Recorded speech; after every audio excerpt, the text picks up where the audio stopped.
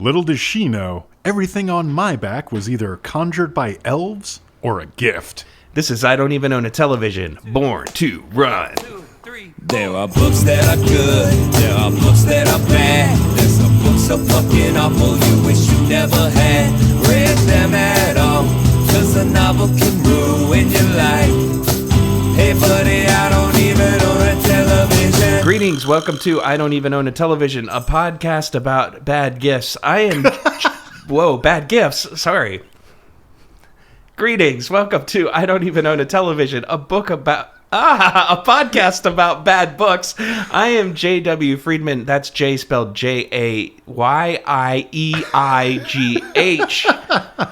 And I'm Chris Collision, and I'm beginning to wonder that we might be under some kind of glamour from elves or perhaps a human mage. Because this book seems to have kind of put the whammy on us. Yeah, this is called Born to Run. That's what we're going to be talking about. Which we've had to re-verify for each other like 3 times already because the naming conventions in this are weird. It is book 1 of a roughly infinitely long series, near as I can tell. Called Serrated Edge. That's capital S-E-R-R-A-ted Edge. Yeah. Which makes sort of more sense as we go along. But also, it's part of, I guess, a 3-book cycle that's the beginning of the Serrated Edge saga entitled The Chromeborn. Yeah. I hate fantasy books. Whew. And this is not just a fantasy book. Like, I think, I know you hate fantasy books. Like, I'm aware that I have a little more enthusiasm for what if a unicorn fought a werewolf books than you do.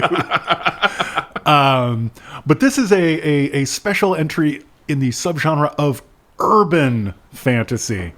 That's right, kids. It's what if magic, but in the real world? Oh, I don't know. That sounds pretty mundane to me. Because that's what the magic folks call our world. Oh, man. They're just calling me a muggle right to my damn face. Yeah. So just to get it out here, this book deals with some dark topics, not particularly well, but we're unfortunately not going to be able to avoid discussing them. There is quite a lot of talk of sexual violence in this, as well as just generally bad and moralizing descriptions of sex workers. So, yeah, if that upsets you, this isn't the episode for you, and we're sorry. Yeah, it's sort of well-meaning, I think, authors without a great deal of understanding of what they're talking about, handling I would call it SVU grade tale of young runaways involved in sex work and a bigger conspiracy that they get sucked into as a result of evil elves. SVU is such a great sort of signifier for all this, because now I'm imagining Ice-T commenting on this book, which would be awesome. And we know he's not averse to dipping his toes in the well of Dungeons and Dragons-y stuff. So, Ice, if you're looking for another project, get in touch with Baen Publishing, the infamous Baen Publishing, who are doing so well now that they're giving their books away for free as PDFs. Which led to our first hilarious misunderstanding of this episode when I accidentally read 3 books instead of 1. Womp womp. and so I pitched this, parentheses, I'm so sorry.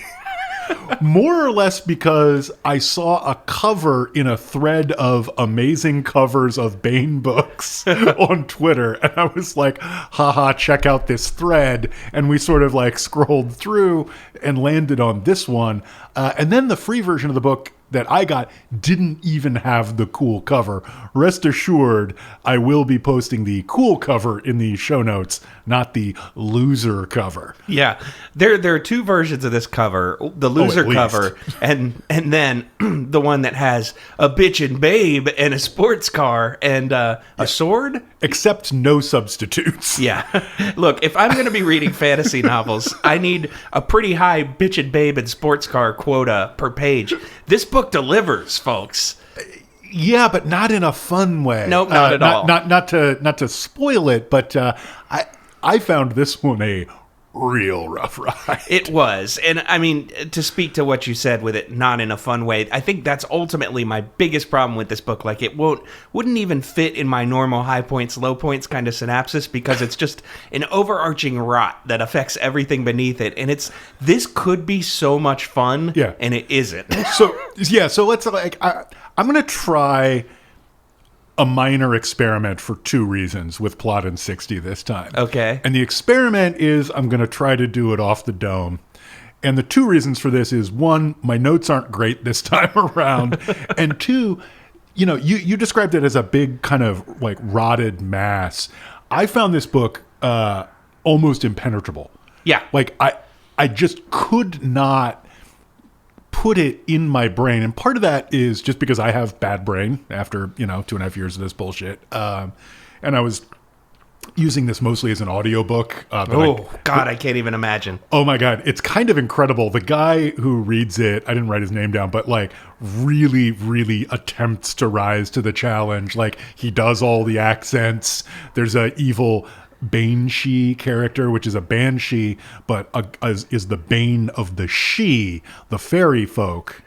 And he does the scary voice like this. Ooh. Whenever he talks. He does, all of the Irish accents for, this is a book with a lot of Irish accents. Yeah. A lot of Irish laddies and lasses. It is. It really is. Yeah, I mean, I found it very impenetrable too, and I think a lot of it has to do with stuff that I'll get into a little bit later. But this is a very particular kind of fantasy book, and I want to say right off the dome, I'm not a huge fantasy fan. I like to joke around about, I hate this genre. I don't hate all of it. There are fantasy books I liked, but this is a subset of fantasy literature that I think really is more interested in creating a vast and sprawling world, in scare quotes, than it is actually telling a story. And it gets really hard to follow, especially when everything is named in this weird, like sub-Tolkien made-up convention. And I don't know. You don't need to have characters named Donal and Ronal in the same book unless you're trying to confuse people. They're Irish. I, for one, had no problem telling all the Irish folk apart. Also, of course, I showed up to this session with an ocarina and wearing greaves. So, we may differ again a little bit on our relative affinities for fantasy material. For example, I don't answer this. This is just one for the listeners. Listeners, which one of us spent roughly 15 minutes this morning trying to figure out which soundtrack song off of Final Fantasy Crystal Bearers, the Wii version of the Final Fantasy franchise, which one of those songs fit this book the best? Write us in at I don't even own a television at gmail.com with your answer. Winner will win a deep sense of self-satisfaction. Yeah. Okay, so we've talked about Plot in 60 seconds. Let's do it. Here's a song. Sometimes we just want to summarize a book to you, but a time limit, man, it just won't do. So here's a plot summary segment. Generic plot summary segment. In an undetermined number of seconds. Okay, so a bold experiment. Yeah, and basically I'm just going to give you, this is more going to be like premise in, I'm going to guess, keep me honest here, but I'm going to guess that this is going to be premise in 150 seconds. Well, because I could not tell you the plot of this goddamn thing with a gun to my head, and you read 3 of them, so I don't know if you're going to be able to either. I don't know if I'm still going to be able to tie my shoes and prepare dinner. But it's a good thing we used the plot in indeterminate amount of seconds variant of the theme song just now, because now the pressure's off. Let's have fun. Yeah, let's spitball a little bit. We're about to have a freeform jazz exploration of Born to Run. Oh, is it freeform jazz or is it freeform Celtic rock?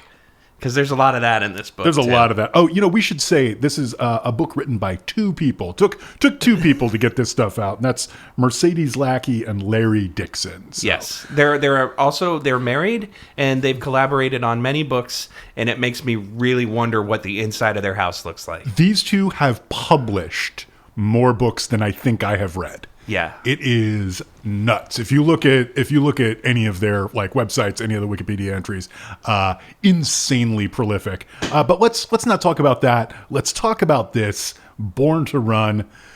Count me in, big man. All right. And a 1, and a 2, and a 1, 2, 3. In a world. That's exactly like ours. There's a hot young magician, record scratch, named Tanim. He's a human. He works with a bunch of, record scratch, Irish-ass elves who are all mostly interested in, third record scratch, stock car racing. This is my first loud groan of the podcast. Are all elves good? That's easy to say. No. There are also some bad elves. What do the bad elves want? They want two things in general, and one is the extermination of all elves. Two is the extermination of everything else too. And three is to enrich themselves via every manner of sin and vice. I was going to say, it's really important to mention that the bad elves are incredibly horny. Yeah, and just like super evil. So basically the bad elves get involved in a plot. This is roughly, I don't know, halfway through the goddamn book before any story starts happening. But it turns out that the elves run, this, I'm not making this up, a high production value snuff film industry. Yeah, that second loud groan of the podcast. Yeah. Into which our dear friend Tanaya gets roped. She is a child of yuppies. This book hates yuppies more than it hates dark elves. It's true. And she has run away because her parents are simply too mean, which is illustrated in 3 or 4 separate ways. I wrote that she basically has a Footloose arc with fantasy novels. Oh my God, that's exactly correct. Yeah, so they send her to school, they send her to all kinds of external classes, and they just will not let her read books about unicorns. Like, they literally hold a little family-sized book burning when they catch her with a book about unicorns. So she runs away and can I jump in for one second? I demand that you do. I just realized when you were saying that this is like the equivalent of like how every rock band, when they write a rock opera, it's always about like a future where rock and roll is illegal. Like, yeah, exactly. One man has the courage to rock and roll where it's outlawed. It's like that, but she wrote a book. So yeah. Anyway. Oh my God, that is so absolutely dead on. Like, this is a nightmare world of what would happen if my books, my personal books, were outlawed. So she runs away to Savannah, Georgia for some reason, where she ends up in a flop house with a bunch of other runaways, all of whom are doing survival sex work, and one of whom gets roped into the dark elf snuff porn industry.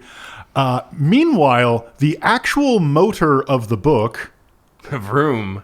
Pause for laughter, involves Dr. Sam Kelly, who Tanim and his elf buddies have found because... So elves can't touch iron. This makes stock car racing hard for them, except it's not hard for them because what they race in isn't really stock cars. It's magic horses. It's magical elven horses, including Rosaline Dew is one of the magic horses. They can... I hate this. So the magic elven horses can shapeshift so that they look like cars. But... And I'm not making this up. Sounds so ridiculous. I'm sorry. I read it, but hearing it out loud is just next level. And I'm worried because I think I'm making it sound fun. And I this was not fun. No. Like, I looked at the cover, I heard the premise, and I was like, fuck yes. No, we both did. And I think, like I said, that's this book's greatest sin. This could be a blast, but it's not. Yeah. Anyway, so the horses can make themselves look like stock cars, but lately it's gotten kind of tough to get the horse cars through inspection at the races. So Tanim has to recruit Dr. Sam Kelly, a retired Irish metallurgist, so that they can fake cars, which they will power magically, but like attribute all their success to his technical innovations. And this recruitment involves like several trips to the lab, a trip to the bar, many dozens of pages, at which point Sam's like, hey, that's an elf. I know because I'm Irish and had an experience with elves as a child. I'm in. And that's pretty much the setup. So, like, yeah, no big deal. Yeah. That's the setup. That's the setup. Like, will the dark elves go to war with the good elves? Yes. Will the good elves try hard to save children because elves are obsessed with saving children because they don't breed much? Also, yes. Will any of the car shit pay off in the first book? Not really. Oh, don't worry. It doesn't in the other two either. Oh, great. So, let me ask a question. This entire thing, did you feel like you were reading a spin-off novel set in a universe you were supposed to know a lot about? Absolutely. Like everything, because I did too, in part because every chapter starts with a new character. Yeah. And lets you do stuff from their POV for a while, including 3 or 4 separate introductions of a character who was in a scene you've already read. Yes. Just redoing it from their point of view. Like, I was thinking about this because we've read a lot of novels that I've complained about being kind of like the real-time novel. Yeah. You know, where like every sentence seems to be, she walked to the chair. Then she sat in it. She thought, well, now I'm sitting. This book breaks new ground because not only is it a real-time book, but it's real-time the same time from 4 or 5 different POVs. Yeah. Except there's never an interesting difference. It's like, what if Rashomon was really boring? Yeah. It's like, what if Rashomon was a 3-camera sitcom, but you just were seeing all 3 feeds? Yeah. In order, not even at the same time. Yeah, so, like, there's all these details, like, Tanem is constantly doing something like, I gotta shift my weight because my left leg hurts so bad. And it's like, you can tell you're supposed to be either really curious about it, like, how did he hurt his leg? Or you're like, oh, so that's why his name is Han Solo. Like, it all feels like a spin-off that's sort of like exploring nooks and crannies of a world, but it's not. It's the first goddamn book. Yeah, that's what really amazed me is I thought, once again, as mentioned, I got this from a website that I'm pretty sure is an official Bane website. If it's not, it does a damn good job of mimicking one. Yeah. And it was an ebook file that contained 3 books in the series, which I didn't realize until I finished the last page. Saw the table of contents, which is at the end of the book, and went, oh, fuck, I read 3 books. I read 3 books. But, yeah, I thought for sure that I had downloaded the wrong file or something, because for probably the first 50% of this book, I felt like I was reading book 4 or book 5 in a series before I finally looked it up and was like, oh no, this is just bad writing. Yeah. Like, there's all these decisions made where, like, maybe they're trying to, like I said, kind of tantalize you and make you think, wow, I wonder what did hurt Tanem's leg, and it pays off in book 6. But there's a lot of decisions made about what to explain and what to not explain. And from a storytelling standpoint, I think every one of those decisions is exactly wrong.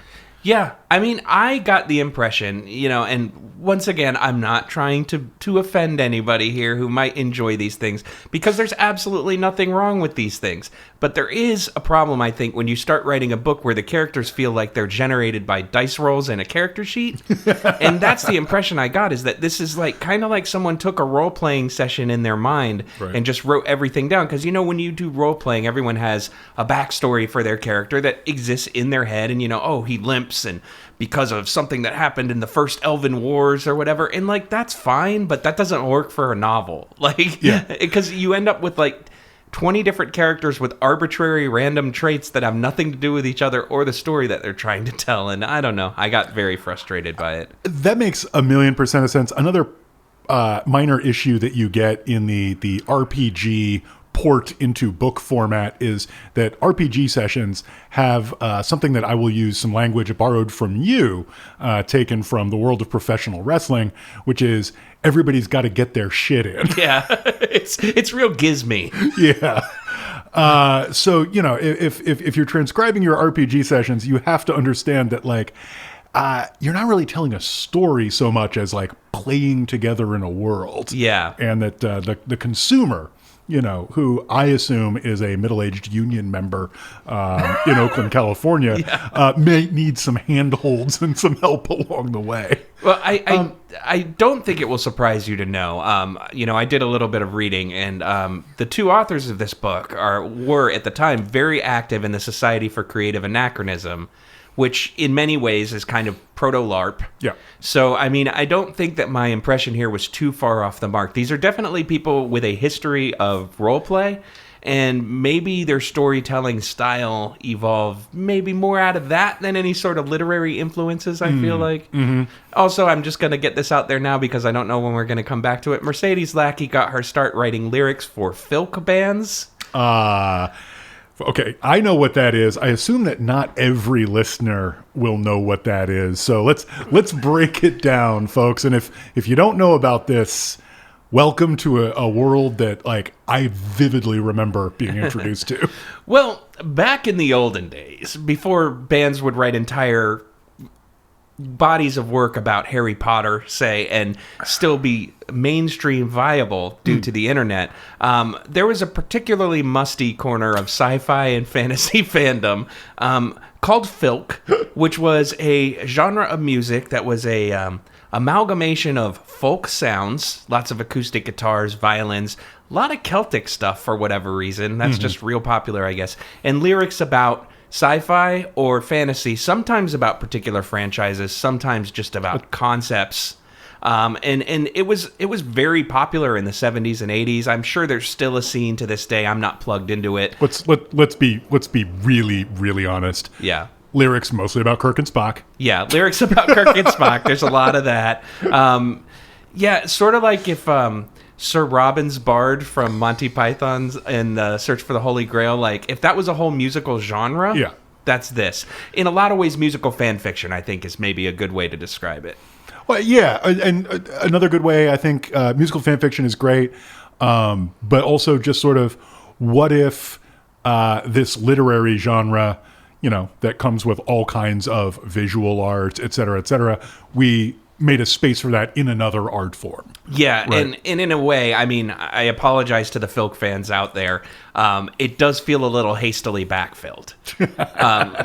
Sort of like, how cryptocurrency, people just make up reasons for it to exist because it has to exist. That's kind of how I feel about the artistic component of filk. But I'll stop there before I get us in a lot of trouble. I don't know. I mean, like, I definitely, like, heard about satanic heavy metal and began to write a big, long, epic song about the glory of Satan before ever hearing anything heavier or more extreme than AC/DC. So, like, I definitely understand the impulse. I probably still have that notebook somewhere.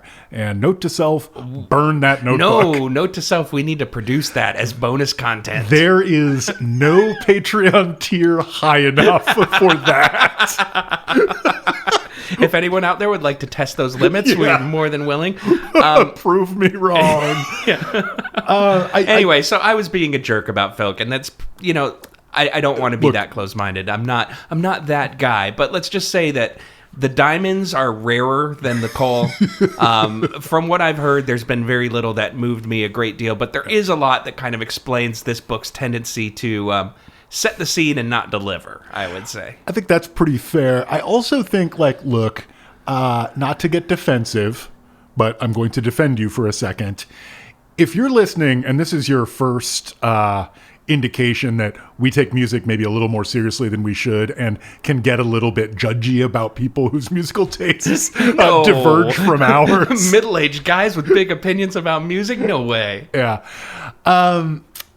So we haven't talked about this, but yeah, so this is, there's a lot of Irishisms in this, and there's a deep, deep, deep vein of enthusiasm for Celtic-influenced rock. Like, one of the first set pieces is Tannen doing a bunch of magic explicitly, for some reason, to a Midnight Oil tape. Yeah. Like, It doesn't go anywhere. It doesn't mean anything in the context of the thing. But damn, he loves his Midnight Oil. And there's a couple of scenes in an Irish bar with like an Irish folk rock band playing. And those have this ring of authenticity. Like, I don't know anything about Mercedes Lackey and Larry Dixon, but I will bet real money that they have put their time in with butts in seats at Irish bars with a band playing in the corner. They might have even reeled a jig or two. It's not impossible. Yeah. No, I mean, those are probably the most authentic feeling scenes in the book, definitely, is when anyone whips out a fiddle, you know shit's about to get real. That's a good slogan for a t-shirt. That's a yeah. Although like a lot of people who are kind of into that scene, and I know this because I have been to the Starry Plow in Berkeley like 6 times, have like a very enthusiastic sense of their own fandom. Yeah. So I'm going to guess that there is some like Irish dance group in this country that has a slogan on their shirts very similar to that. I don't know. It might even be on a Dropkick Murphy shirt for all I know. So. Okay, so want to do high points, low points? Oh, do you have 2 high points? Kind of. Great, let's do it. Here's a song. High points are high, And low points are low.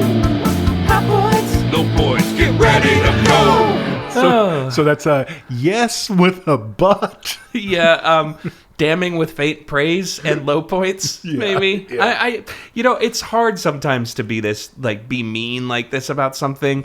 And I think if this were, a authorial duo who had put out one book and fizzled away, I'd feel a little worse about it. But they put out something like 50 books. They can handle some criticism of one of their early pieces, I feel like. I don't feel like I'm punching straight down, at least. I think that's reasonable, and hey, like I got this from the library. Yeah, exactly. I mean, Baen Publishing may be giving away their books now, but that's through no fault of their own. And there is a fandom for this, which surprised me. There's enough of a fandom for this, actually, that it goes right into my first... Well, we're supposed to start with high points, so never mind. I'll just set that aside. I'll talk about this in my low points. So starting off with a high point here, I will say, there's a part of me that gets pleasantly nostalgic about kind of the old school nerd culture, in quotes, feel here. There is something about this book that feels kind of like logging into a BBS and talking about Roger Zelazny novels with your friends. So I dug that.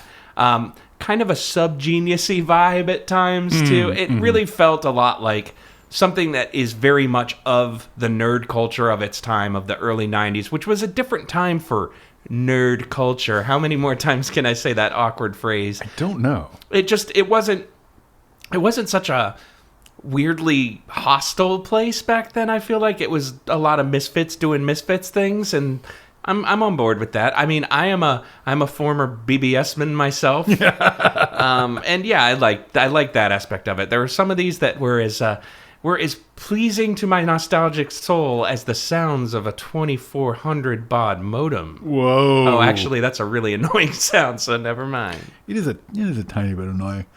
So I guess my first high point is, again, the premise of this book is supposed to be, what if rock and roll magicians and elves and hot rods? But the way cars are described in this book over and over and over again is as sheet metal. Now, full disclosure, not a car guy. I don't know what cars are made of. I don't, for all I know, they are magical horses in disguise. That would actually make a lot of sense to me. But I have never heard anybody lovingly describe their car as being composed of sheet metal. Yeah, that's a very... it's free from any sort of romanticism, for sure. It feels very mundane, pardon the pun. Ooh. Yeah. Yeah, exactly. There's a demystification there that is very funny to me, and I just cracked up throughout every time. One thing that really jumped out to me that I was snickering about, I have to admit, is the fact that I don't know if we touched on this earlier, but since elves have an allergy to cold iron, which will just destroy an elf like nobody's business, Tanem and the other human mages, which are mentioned but we never meet any of them, they travel exclusively in old American muscle cars because these new quote unquote plastic cars, as mentioned many times, they just don't have the elf stopping power that a classic Mustang does. All right. So now it's time, Mercedes, Larry, if you're listening, now's probably a good time to turn this one off. Okay, so low point number 1. As I mentioned earlier, this book feels to me like it was very much came from the origin, the impetus of this book, if you will, and I will, came from the world of fan culture, I feel like, in a lot of ways. This really feels like a convention-ish kind of book. So it really shocked and upset me when I was reading about this on Wikipedia, and one of the more notable things about this authorial duo is Mercedes Lackey has been very outspoken as a strong critic of the concept of fan fiction, to the point where she and her agent forbade anyone from making or publishing fan fiction based on her books, whether distributed offline or online. She had a notice on her website that stated that it was due to a Marion Zimmer Bradley fan fiction affair, which I don't know much about. But either way, she demanded that nobody was allowed to make fan fiction. Later on, she softened a little and said she'd permit offline fan fiction only, but only if they got a release form directly from her that said and published in the book that they were using characters that belonged to Mercedes Lackey and that the author's work became her work to profit upon as she so desired. She said it was to prevent people from infringing on her right to make a living from her own imagination. And, wow. I kind of get it, but, look at where you're coming from. This is nothing if not fan fiction.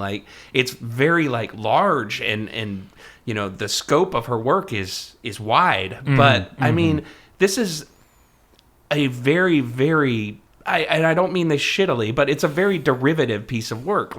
All of these are characters from other folklore or other fiction. It's I don't know. It just seems so shitty to kind of get your foot in the door like this and then immediately try to slam the door on everyone else like you. Yeah, I mean, Tanem, while being short, is basically described as Michael Knight from Knight Rider.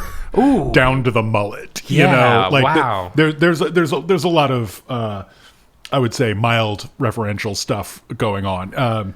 Also, y'all did not invent the idea of the she, Yeah, I don't know. It just bugged me. And I know that's not necessarily about the book, but it upset me enough that I had to mention it, and that seemed like a good place. Because, I don't know, that's shitty. Yeah. It's very much like, getting up the rope first and then trying to frantically saw off the rope for everyone climbing below you. And I don't like that. Yeah, exactly. Well, I have another minor low point, and I kind of hate to say this, but it's just so deathly dull. Mm-hmm. And I'm going to read you a paragraph that was a real low point for me. This was quite early in this book. This conversation between Dr. Sam, our Irish metallurgist. Not to be confused with Dr. Sand from the Tim Heidecker on Cinema at the Cinema universe. Real ones know. Yeah, I do not. Okay. Sam was pretending to watch the road, but he was really watching Tanem out of the corner of his eye. And that last, about the board founding Sarah, had been a real slip. Tanem hadn't meant to say that. But what made it a slip? So, what's this, Sarah? He asked. Southeastern Road Racing Association, Tanem replied promptly, and with enthusiasm he didn't try to conceal. It's an offshoot of the SCCA, Sports Car Club of America. Part of the problem for us was that SCCA doesn't allow the sort of modifications we wanted, and the folks in Sarah wanted to push the envelope of sports car racing a bit more experimental stuff. Fairgrove also supports an IMSA team running GTP, but that's for pro drivers, guys who don't do anything but drive, and we've only just started that circuit. Some of us, like me, still race SCCA. In fact, I drive for the Fairgrove team. There's things to like about both clubs, which is why Fairgrove still maintains a team in both. Is it just a real commitment to the racing world there by delivering speed racer caliber dialogue? Is this gonna be on the fucking test? Like, do I have to know about who's on the IMSA team running GTP versus who's actually like in the SCCA still? Like, I don't care. Oh no, Speed! Would your brother race your X-Droid, Sarah? You had to join up to race SCP. I don't know. I mean, those actually had reasons, right? Like they were Yeah. trying to match the lip movements when they were dubbing a cartoon not originally made in English. Okay, fine. Like, unless they literally bought 300-page blank books and were like, we have to fill exactly 300 pages, there is no reason for that to be on this or any other page. I have a theory, and this may or may not be true, but I'm just getting the distinct impression from the way everything is written about in this book that our authors are not huge car racing fans. So I'm guessing they did a lot of research and they wanted to make sure it ended up on the page. As opposed to the lived-in feel of sitting at the Irish bar. Exactly. That stuff I believed. All right. The racing stuff felt like, I don't know. I have no idea how that would come about if you weren't a fan of car racing, but it felt really... Right. What's the word I'm looking for? Posier. Have you got a low point that will bring these posers into compliance? I do. I don't know. I mean, some of this just hits really weird in our current landscape right now, especially because of, I would say, our real-life non-fantasy assholes on the far right are just very obsessed with moralizing about the plight of children, and especially with regard to sexual experiences and what they are exposed to or subjected to, and it makes a lot of this extra squicky. I felt at times that the way that, these dark elf pornography rings were being run was very like QAnon adjacent almost, and it just seemed way over the top. It's very like daytime talk show, Sally Jesse Raphael kind of vibes, and it wouldn't have been fun to read at the best of times, but right now with kind of how our political narrative is going, it made it extra uncomfortable for me to read. So that's my second low point. Absolutely. I mean, there's so many moments where the book is kind of trying to have its cake and eat it too, because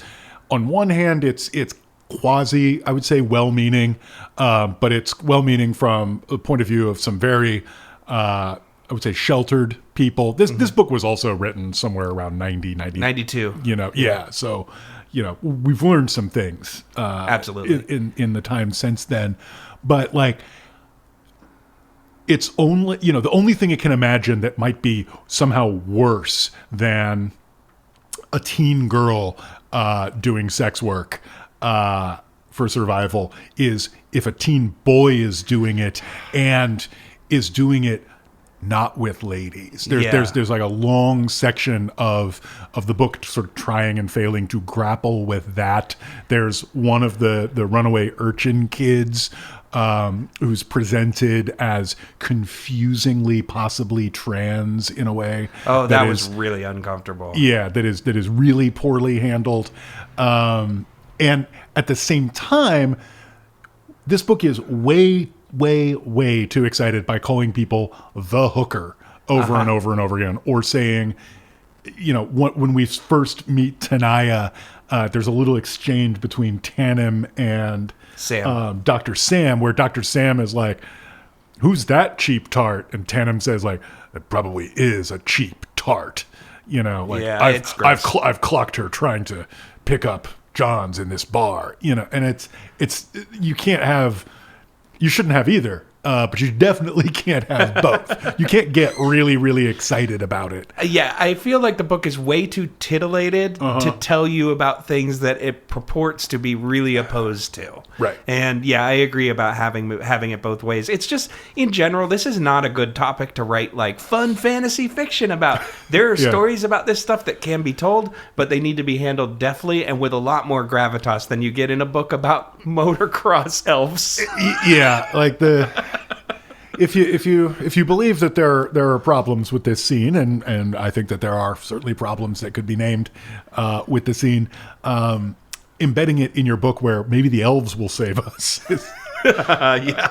doesn't seem a good match. Yeah. Anywho, well, so now I'm going to talk about my last low point, which won't be a jarring transition at all. That's good. We need one. Yeah, because my low point is more. So we've speculated that this book might come from sort of a role playing game type milieu or perspective. I just want to read this paragraph. Sam was not going to be in the front lines for this little confrontation. Caven had been quite firm about that. He was to be in the second rank with the archers and others whose distance weapons could not be fired from hiding. The humans on the crew who were good shots would be firing from cover or protecting mages from physical attack. Oh my God. The others would be wading in hand to hand with weapons of steel and cold iron. And like, I can just see the Final Fantasy IV ranks being lined up. The menu screen popping up. It's either that or miniatures. You know, like I got real Warhammer vibes from that. And, you know, like I don't actually have a huge problem with setting that up, but the fight scene that follows is just incomprehensibly dull and muddled. And it's like 60 pages long. Yeah, exactly. Like, I watched, while doing dishes and such yesterday, the second Fallen movie in the Blank Has Fallen franchise, London Has Fallen, and like there would be probably 10 to 15 minute stretches, multiple, in that movie, where there was no dialogue except occasionally Gerard Butler saying, fuck. And just the rest is just gunfire, and that's what that section was like. That was sorry to get real here, folks, but last year I spent some time in an inpatient rehab facility, and one of the activities that we did was we had a movie night once a week, and they would let whoever was next to be discharged pick the movie, and someone picked a movie called The Tomorrow War, which stars Chris Pratt. And has, like you were saying, maybe 20 lines of dialogue in the movie, and the rest of it is just gunfire and people screaming. And I was sitting there the whole time like, fuck, I'm glad that this wasn't playing when I first got here, because I would have been like run out the door screaming, like, against medical orders, I'm scared of this. But yeah, anyway. Sorry, tangent. Sorry, I do also just want to, one last note on London Has Fallen. There's a line in it that is almost self-aware, or an exchange in it that's almost self-aware, where this hard-charging Scottish, special forces agent is about to send Gerard Butler off to do something, fantastically dangerous, and he says, "Watch your balls." And there's just a beat that is exactly half a second too long before Gerard Butler says, "I will." I thought you were going to say there was like a funny pun about it. Like, no, he just like, just I love it. Just guys being dudes. I will. Yeah, it's fucking great. I rewound it. It's like, watch it like 3 times. Okay, so high points. I wish I had a high point that makes me as happy as that piece of dialogue. I guess my second high point will be Sam has decent taste in music. I think this may be the first time that I've encountered Rock Lobster name-checked in this type of book. Yep. So I appreciate that. Also, The Residents, kind of arty 90s computer dude stuff. It wasn't bad. For a book that's really obsessed with music, as we talked about earlier, like, the scenes with him I kind of like, because I was like, oh yeah, I like some of those bands too. That's it. That's my high point. Thank you. I think that's actually incredibly fair. a slightly less plausible thing in this book than the existence of elves who are obsessed with race carring because it keeps them from getting bored, which is fatal to elves. Oh, yeah, we forgot about why they were into race cars. There's this other section where, like, Tandem is just sort of explaining why they like to race cars, and he's like, well, if elves get bored, they kind of go into a coma and then they vanish, like happened in California. Yeah, that was one of the parts that made me go online and be like, okay, so the California book must have come before this, right? Right. No, it turns out this book just really hates California. There are quite a few points where it's like, not like those elves in California. Yeah, it's fucking baffling. I feel like maybe there's like a wink and nod and we're supposed to assume that all the elves in California are just like damn hippies or something like that. I don't know. Yeah, I was looking for it. I can't quite find it, but there's a section early on where Sam is listening to this radio station that plays The Residents. I have Do you have that up? Because, like, that is the least plausible thing about this book. Yeah, so the radio announcer says, that was Georgia's own B-52s with Rock Lobster, said the radio announcer, his cheerful voice murmuring from the 16 speakers of Dr. Sam Kelly's home-built quadraphonic system. Next up, Shriekback, The Residents, a new British release from George Louvie, and an oldie from Thomas Dolby, but first... And then later on, I think it goes on to say, The Residents. I guess that's it. Well, there's a couple others, but I want to save some of those for later. But that is the exact radio back announcing thing that I was thinking about, where I was just like, Shriekback, huh? Yeah, I mean, there was a moment when I was listening to a radio station at around this time, actually several years later, that was playing a lot of Shriekback. That's a cooler radio station that I listen to. Genesis, Parthenogenesis. Sorry, Big Black Nemesis, Parthenogenesis. The second worst lyric in my head today. Thanks for sticking around. Up next, we've got our drive time block with 5 in a row. Information Society. Yeah, exactly. So yeah, I guess I owe one last high point, and I just will say, there's a long section where Sam is just sort of like puttering around his house in real time with his dog. And he really loves his dog. Oh yeah, Thoreau is a good dog. Thoreau's a good dog. So yeah, I'm on board for that.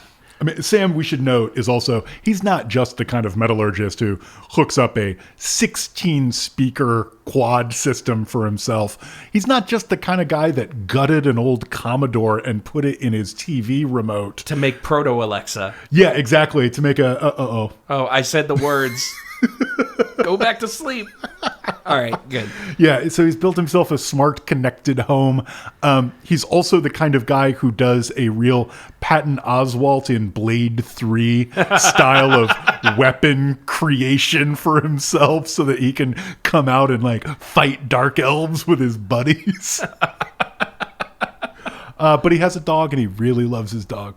Yeah, no, I agree. That was a high point. Yeah. Also, I will say, they do not kill the dog. The dog actually gets written off very early by Sam sending him to a kennel so he wouldn't be caught in the middle of this elf war, which I applaud. It's so fucked up, man.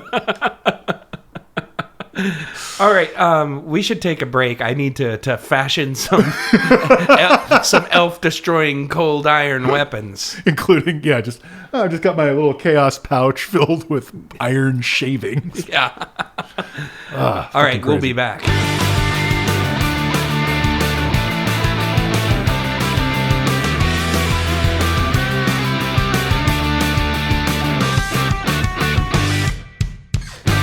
Vroom, screech, we're peeling out all up in your driveway, and we're here to play some games with elves. Yay! Hooray! So I'm pulling up my green tights. Not all elves wore green. Some elves wore black. Those elves that wore black leather were the bad elves, and they wanted to destroy the good elves who liked humans, most of them. But some of the good elves didn't like humans, and some of the bad elves didn't like the good elves, and, yeah. That was the best dramatic reading ever. And you didn't even have it in front of you. You memorized that shit? Anyway, speaking of which, here's the most leather-clad and elven podcast in segmented podcast history. Fuck. Here's the most leather-clad and elven segment in podcast history, Dramatic Readings. Dramatic readings. We're gonna make it sound important. Dramatic readings.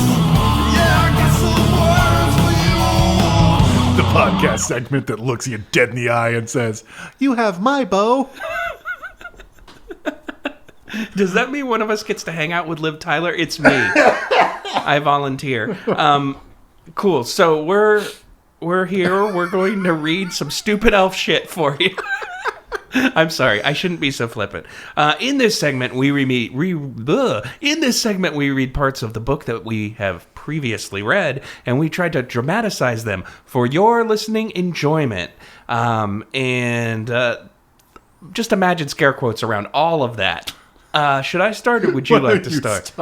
Okay, so one very exciting part of this book is when our hero, Tanim, describes his bed in detail. And I know at home you're like, what, a bed? That's not exciting. You're also like, but wait, I thought the other guy usually reads the sex part. No, this is not a sex part, as you will clearly soon discover, because this is not the bed of a sex haver. Let's get into it. He flipped on the bedroom light, and there was the bed. The single piece of furniture he had acquired and held onto through so many changes of address that he'd forgotten half of them. It was the size of 2 king-size beds put together, and it completely filled the bedroom.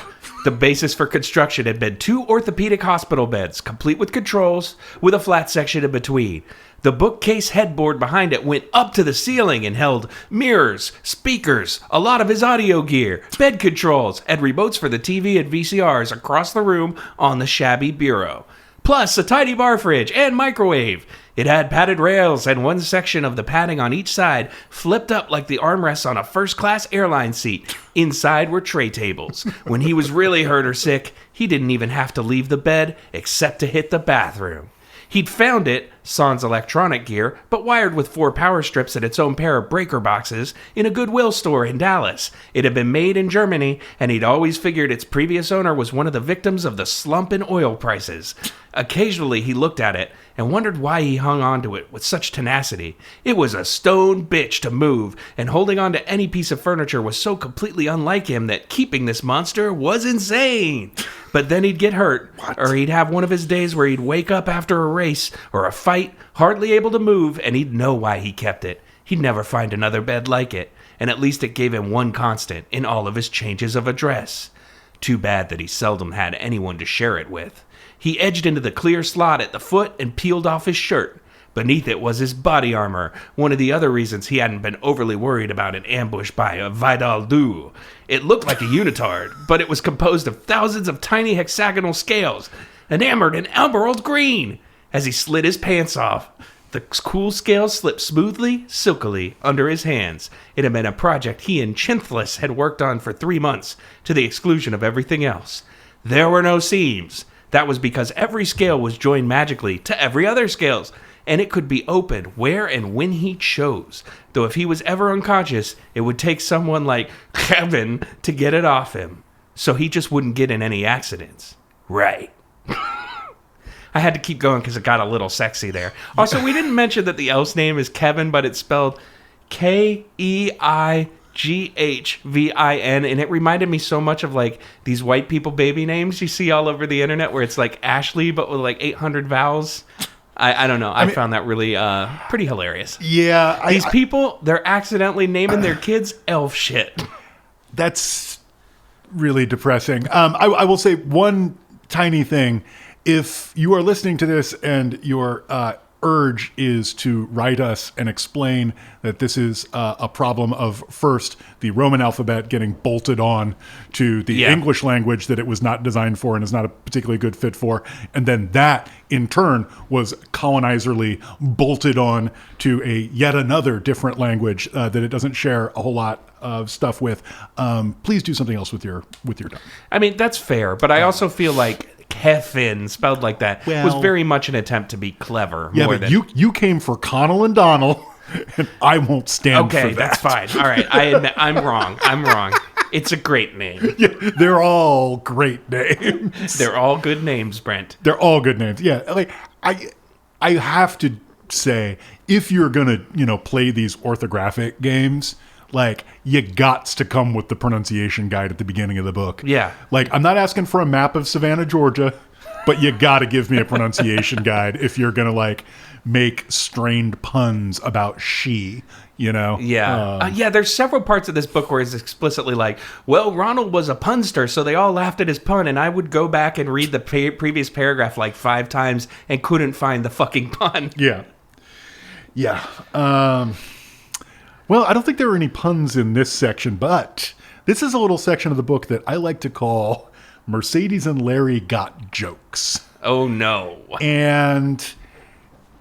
back in the day, I can't remember. I don't think I was even on the show when you used to do this, but you used to introduce this segment as we're going to read something in the style of NPR's Selected Shorts. That's true. And this is a section in which some shorts have been selected. All right. So, some things never change, Sam thought as he watched a trio of black-clad art students walk by in the shade of the old Spanish moss-bedecked oaks.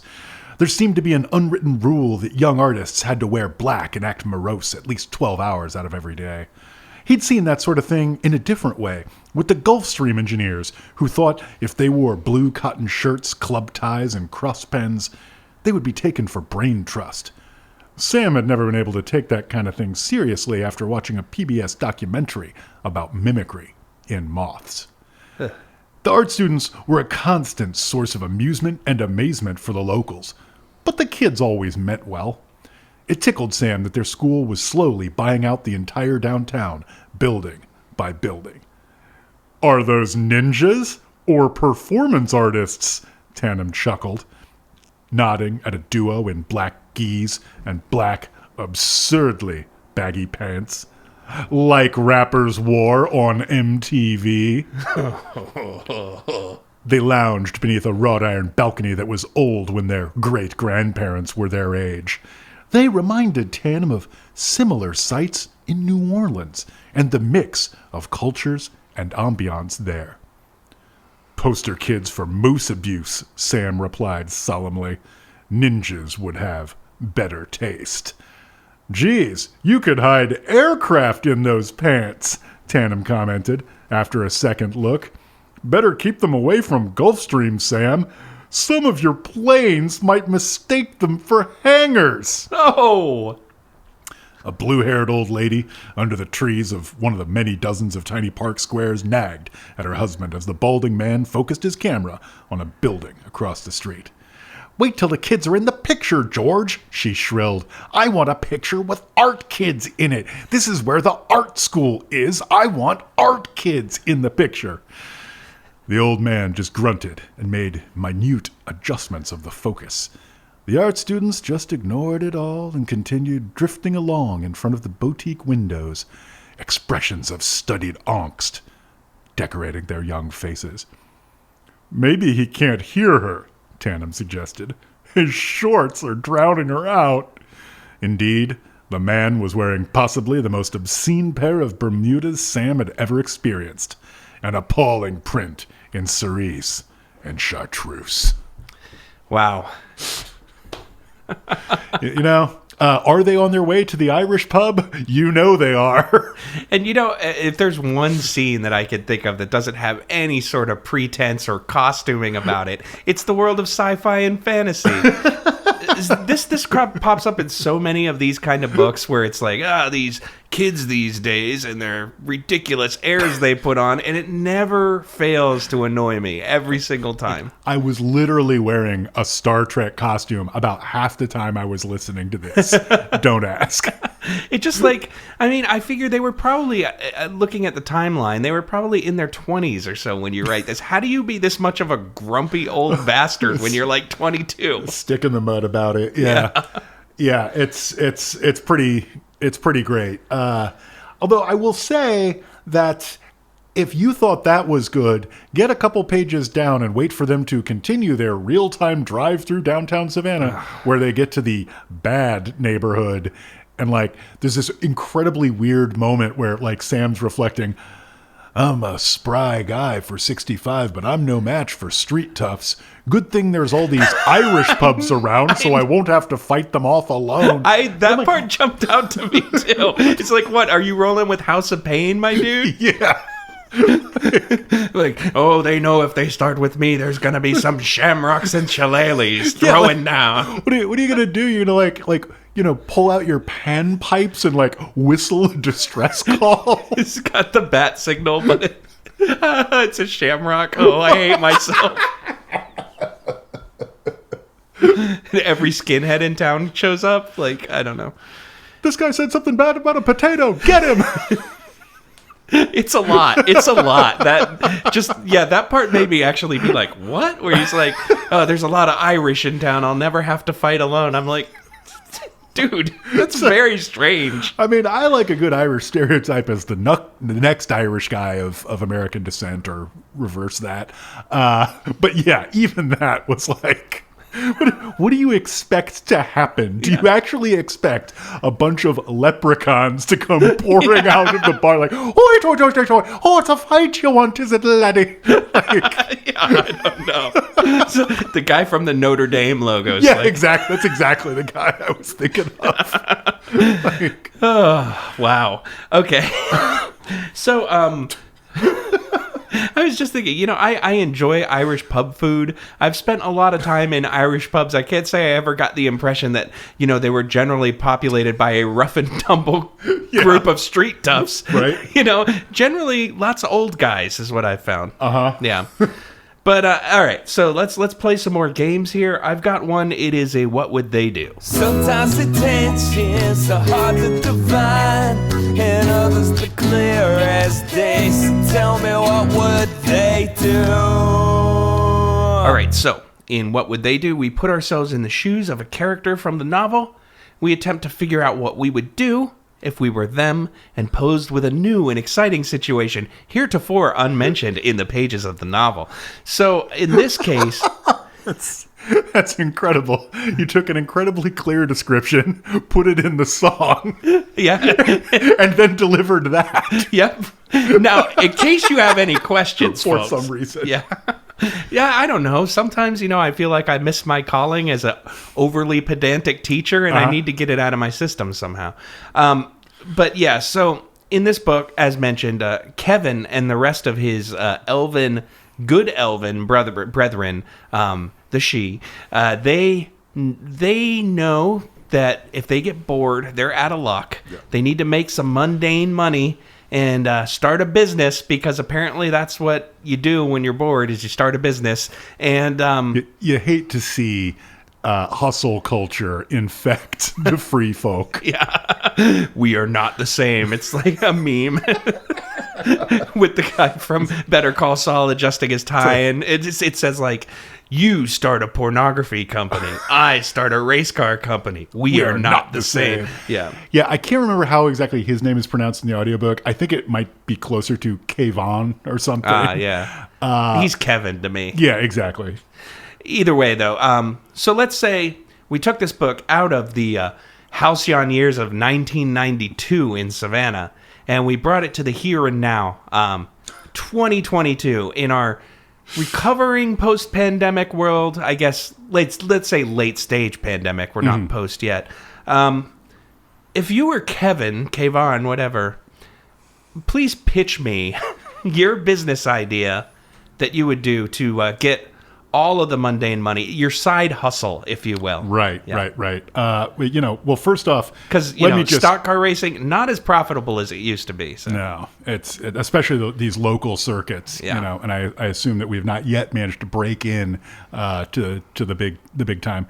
So I think you actually pointed at the very smartest direction forward, which is to say, we need to look back. Mm-hmm. We need to understand who we are and where we came from. And we need to know at this point that his name isn't just Kevin or Kevon. It's Kevin Silverhair.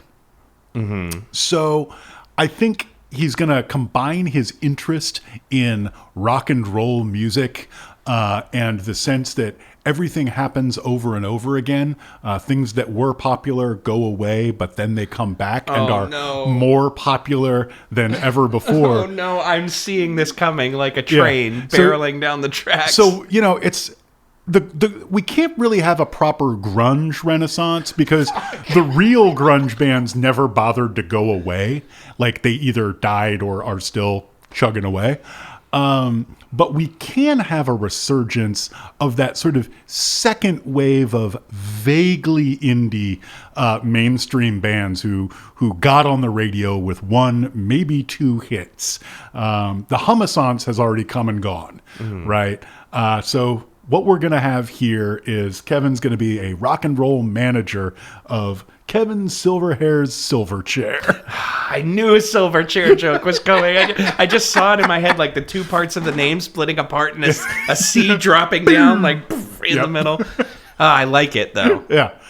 They're going to play all their hit, Tomorrow, the single version of Tomorrow, and then maybe something else, but I don't remember because I just hit Top Tracks on my streaming service of choice, and it literally played the album version and then the single version back to back. There is a bathroom and there is a sink. Okay, but in the remix, it sounds like he's saying there is no bathroom and there's no sink. Well, but that changes things. But I always thought there was a bathroom and no sink. Oh, I thought there was both. Right, yeah. So anyway... Well, there's a lot of interpretation. Did they just like do the 2x2 matrix and release all four versions?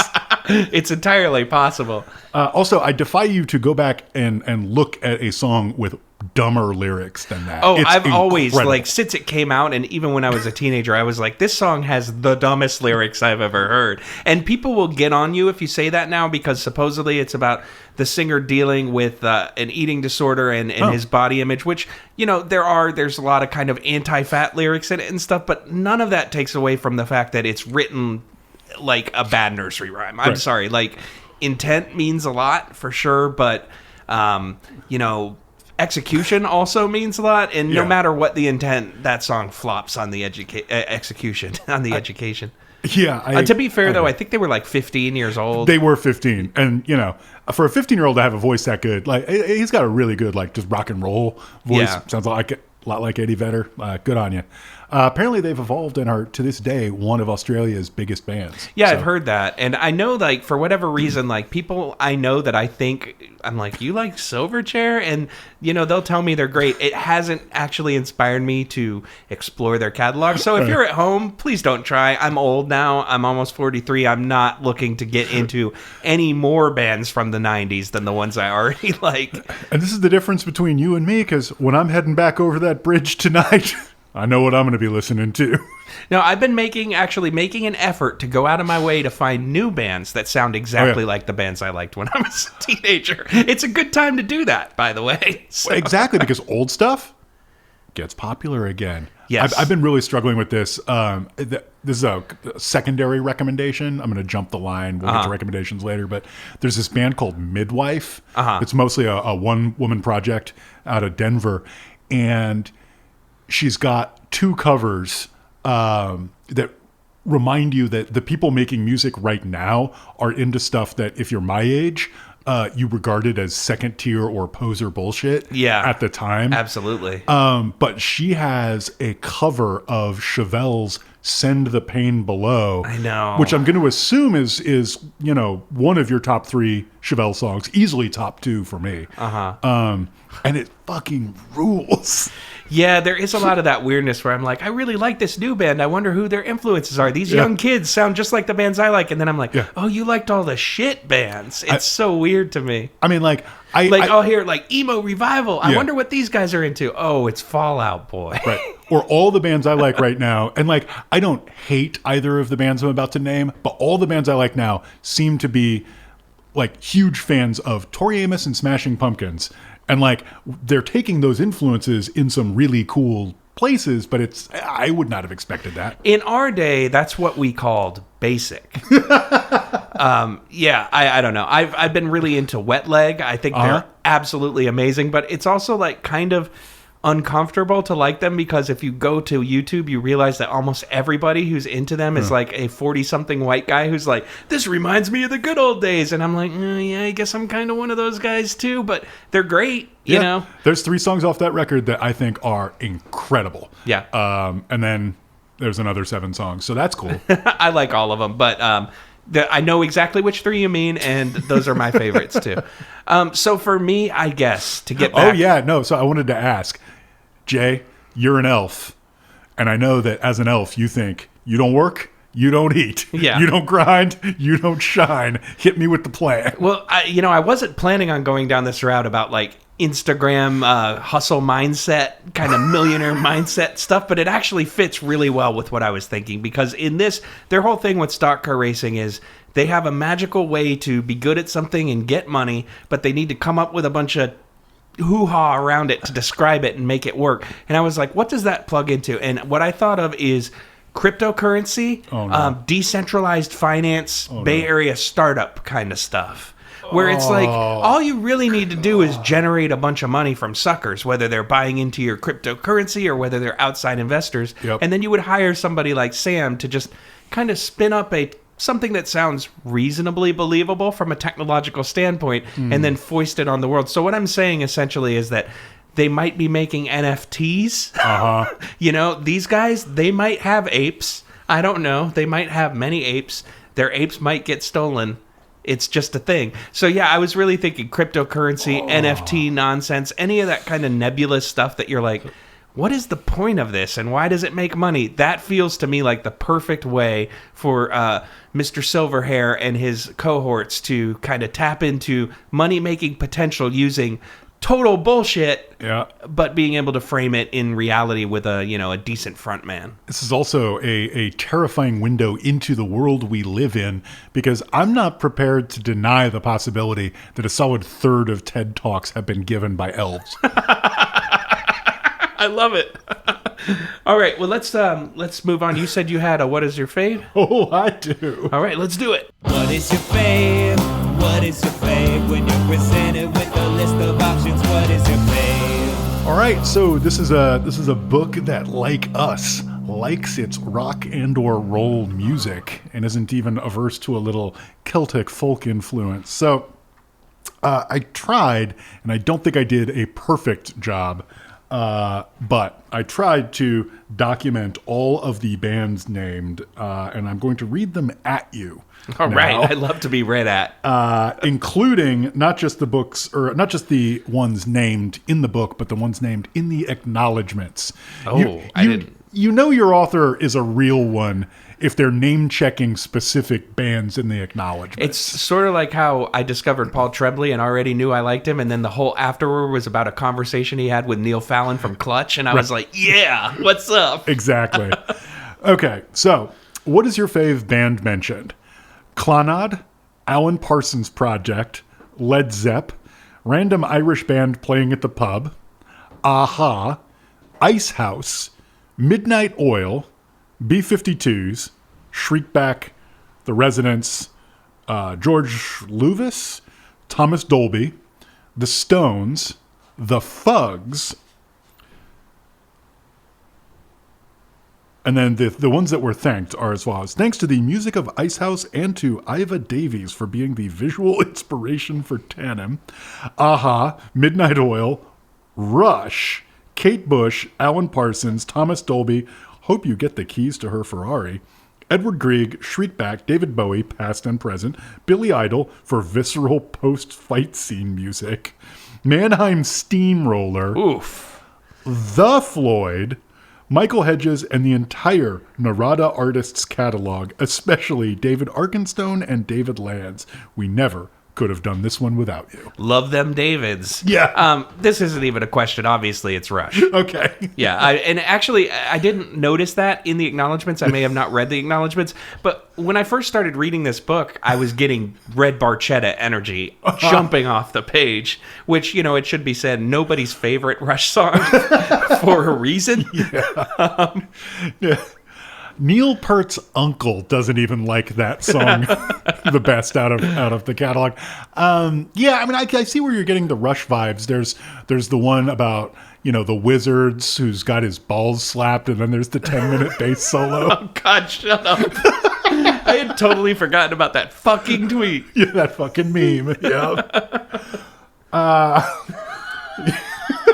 And I'm not going to... I am incapable of saying any of those bands are my fave. But I will say, of those bands, the one I definitely spend the most time listening to voluntarily for some reason is definitely Alan Parsons Project. Yeah, that was my number 2. And I will say, even though most of my Alan Parsons consumption comes secondhand, he's a very popular sample. And there's some really good hip-hop songs built on Alan Parsons loops. So I mean, the Chicago Bulls came out to him for years. Yeah. And what more do you need? There's a song by Black Milk called Losing Out that's Alan Parsons sample. It's real good. You should check it out. So that's where I am. Awesome. That's all I got. Cool, me too. Let's go ahead and take one more break, and then we'll come back and do some recommendations. I don't know, Read a letter? Maybe peel some donuts around the test track. Yeah. Give me a hand. I got to get the T-top open here.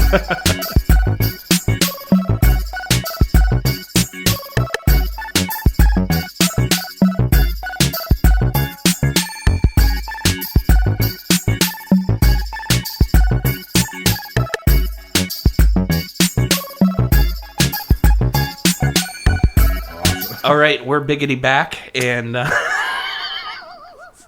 everything's funny to me. I'm not even overtired. I don't know what's going on. I'm just having so much fun being back in the stew, recording.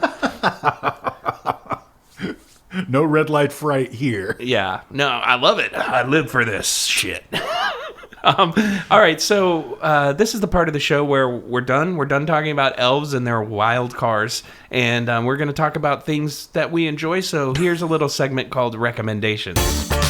Not only venom and spite, sometimes with sweetness and light, and we always end the episode by telling you about a thing we like. Recommendations. All right, recommendations. As you can tell, neither of us were particularly fond of Born to Run, which I just realized people are going to see the title and think we did a whole episode about the Bruce Springsteen autobiography that came out recently. Boy, there's a bait and switch for the kids at home. Yeah, if that was you, sorry. Not sorry. So somebody out there is like kind of half listening while doing dishes. Spoiler at me. And like perhaps had an edible get a little bit on top of them and is going to walk away from this being like, fuck, man, I had no idea Bruce was such an elf.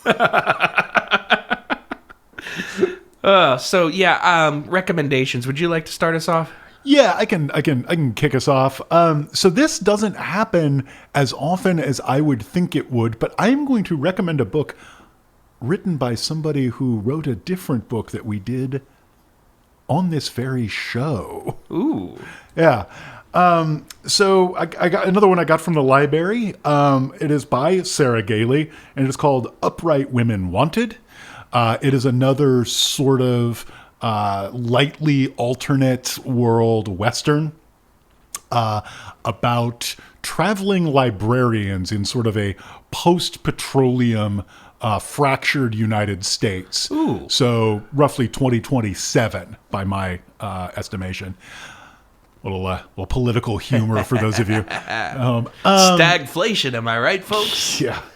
And it is a Sarah Gailey book, so it will not surprise you to know that it is chock full of queer longing, and is really interesting take in a way about, well, I left where I was because it sucked, and now I'm in a place where I think everything is great for me, but I'm still maybe not happy. Yeah.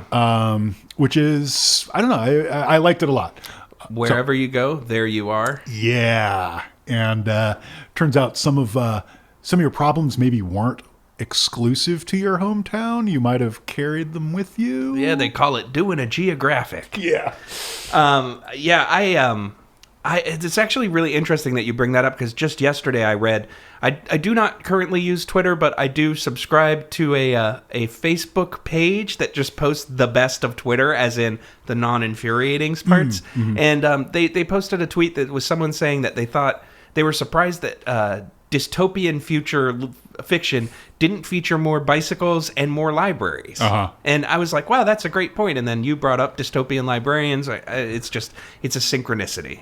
Yeah, I had an idea for a book a million years ago, and the sum total of the idea was this. What if underground world, then they'd all have to be riding bikes? This was a very bike-centric part of my life, and I guess I was too busy riding bikes to write that book. Too busy riding bikes to write bikes. Womp womp. All right, so I have two recommendations. One of them is a movie that you probably heard about. It's Everything Everywhere All at Once. I saw that movie. I don't think I could think of the last time I've been emotionally moved by a movie, especially one that is just as wild and silly as this movie is. But I walked out of that movie just feeling like I had been through like a year's worth of therapy.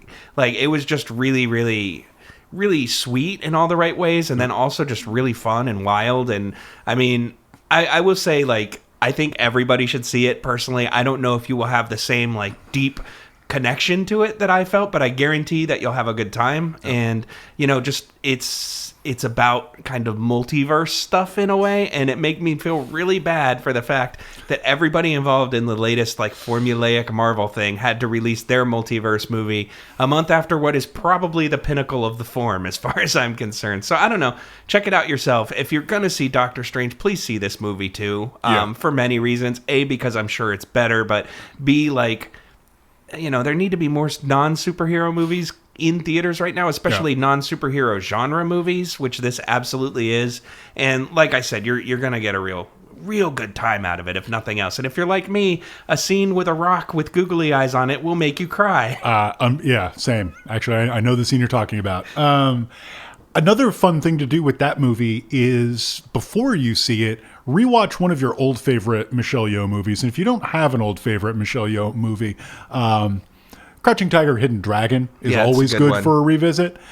We did that, and it just, you know, there's a lot of great things about Everything Everywhere All at Once.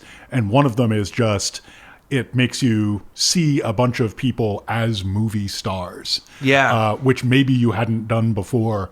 And, you know, it really is wonderful on just about every level. One of the things that really stuck out to me, and I feel bad because I can't remember his name off the top of my head, but the male lead is the same actor who played Data in the Goonies and Short Round in Indiana Jones. Yep. And it just amazed me that he hasn't been in 1,000 movies, because he's so fucking good in it. And yeah, I don't know. Check it out. It's really good. I don't want to say too much else about it anyway, because if you oversell things, it's not as great. But yeah, check it out.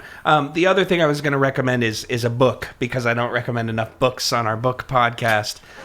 So this is, you know, as many listeners know, I'm very into kind of the modern Japanese resurgence of locked room, impossible crime, fair play mysteries. And this is one of those, but it's really interesting. And according to the preface, this has kind of been like a huge tidal wave through this scene, because it really introduces something new to this world. And it's a book by Masahiro Imamura called Death Among the Undead. Yes, it is a locked room mystery with zombies. And that sounds corny, but if you're a fan of locked room mysteries in general, and like the Agatha Christie style fair play novels, I absolutely guarantee you it's not as silly as it sounds, and you'll like it a lot. Can I ask you a question? Yeah. Does it revolve around who ate brains? Yeah, it kind of does. I mean, the thing is, right, like, the main characters in this are not zombies.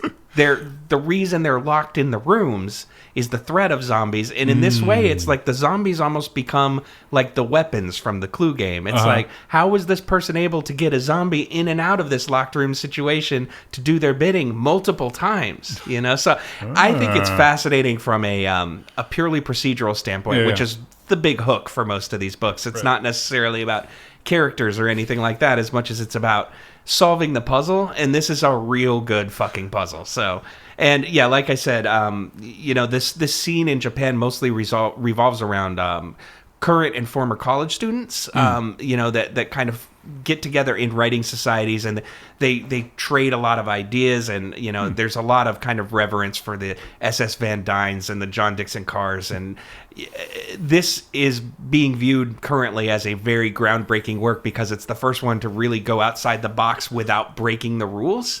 And I would say just it's fun, but if you don't already like this kind of book, this probably isn't going to be the one that converts you either. Not your jumping on point. Yeah. But, okay, so we're done with recommendations. I think it's time to get some letters. A, letter B, letter C, letter D, letter E, letter F, letter G, letter... Got a lot of letters. All right, letters. You write them. We read them sometimes. It goes a little something like this. Hit it. This is from Mora, fake last name, and it is entitled Music, or, dare I say, Jingles. Gentlemen, this note is largely directed to JW, as I understand he is the main contributor of the music on the show. I mean zero shade when I ask, have you ever written for commercials? Because I've been catching up on some past episodes for the past few weeks, and for those same past few weeks, my cats have been treated to at least 47 renditions of a 10-second song inquiring about their preference when presented with a list of options. This is not a complaint. Okay, so I have not, but I would be lying if I didn't say that that was probably my ideal career path as a kid if the whole being a rock star thing didn't work out. Unfortunately, I discovered it's a scene that involves living in LA or New York almost exclusively and is so competitive that it makes trying to be an actor professionally look like cakewalk. So, no, I'm not opposed. If anyone out there has a product they need a jingle for, you know how to get a hold of us. I don't even own a television at gmail.com. I will gladly take time out of my weekends to shill your junk with a catchy song. I mean, shill your wonderful product with a catchy song. So, no, I have not ever written commercial jingles, but I have done podcast themes for other shows. And, once again, always available for placements because I've found, especially lately, I feel at my most creative when I'm given constraints to work within. So, yeah, please get in touch. Yeah.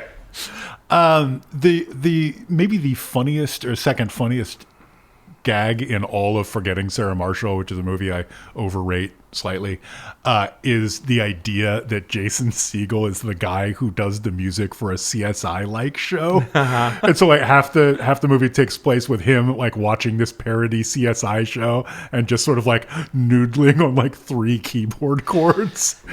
So good. I've never seen it. Which is slightly parallel to what we're talking about. Yeah. But it's just a hilarious, I've never seen that job in a piece of art before. I've never seen that movie, and now I want to. You have sold me on that movie through that alone. I did recently watch a series of videos that fascinated me. I didn't realize the intro to Seinfeld, the keep synth slap bass riff, that was played live every time, and he would change it in improv, the very end based on the dialogue that was happening towards the end of the song to play off the characters. And there's a video on YouTube I found. I'll look it up so we can put it in the show notes. That it's of him live in the studio, doing his little synth bass riffs, and while he's watching, the dailies, or I guess the finished product of 6 different episodes, and it's fascinating to me. So yeah, the world of score music and soundtrack music is pretty fascinating one. Yeah. So that's the letter. Thanks for writing in. If you'd like to write in, you can do it at I don't even own a television @gmail.com. Yes, and thank you everyone for listening to us ramble about elves for an hour and a half. Once again, if you'd like to email us, you just heard the address. We do have a Patreon we're about to record a bonus episode for right now. You can find us there at IDEOTV Pod. Wow, way to let them into the kitchen. Yeah, it's a thing. I mean, it's a thing. And we also we have a Twitter that's occasionally active. I used it recently to post an example of a real life I don't even own a television humble brag I found in the wild. A particularly pure example of the form too, because I think it's a neo-Victorian dipshit. It's a neo-Victorian gentleman from England who talks about how he only listens to music on gramophone and has never owned a television. And I was like, bam, got him. Yeah. So that's the sort of content you can expect bi-monthly on our Twitter. Nice penny farthing. Brosif. Yeah. Oh, does he ride a penny farthing everywhere? Of course he does. One of my long-standing, like, maybe we'll get around to it some days, is this neo-Victorian couple somewhere in Oregon. Yeah, I know all about them. Yeah, but I just like, it just feels kind of squicky on a lot of levels. It's definitely not one would call punching up. Yeah. And also, I just got to think that book would just be a bit of a slog. Did you ever read about Grimes's homemade houseboat adventure? Because that's not punching down by any means now. No, I haven't. You should look it up sometime. It's fascinating. Did she build a houseboat despite having no knowledge of how boats work? Did she fill it with chickens because she and her boyfriend at the time decided that's how they were going to eat as they traveled through America on the waterways? Why, certainly. Interesting stuff. Did their trip last about 2 days before they ended up stranded less than 50 miles from where they started and have to be rescued by the Coast Guard? Certainly it did. Maybe. I am, with respect to Grimes, a passionate hater. No, me too. The only thing I've read about Grimes was the recent Vanity Fair article in which she seemed to talk a lot and very fast and had some grandiose ideas and wasn't sleeping. And wasn't she previously with the guy who makes cocaine jokes on Twitter about 6 times a week? Yeah, I'm noticing some through lines here. I did not notice explicitly the writer mentioning that she seemed to have a nasty summer cold, but let's just say it would not shock me. Allegedly. Yeah, put that before everything. Yeah, I don't know. Anyway, sorry. One of our patented tangents here, but hey, put her on a houseboat and keep her away from the recording studio. Say hi. Ooh, boom! It's a good idea. Actually, that goes for both of them. Oh well, they're not together anymore. But yeah, he doesn't need to be anywhere near a recording studio either. No. We saw what happened when that happened. And speaking of crypto bullshit earlier.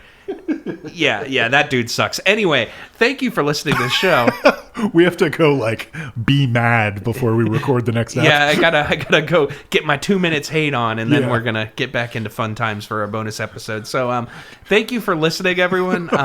We will be back shortly with another episode. Not about elves, I promise, because I refuse to let it happen again so soon. Ah, dang it! No elf quest for me then.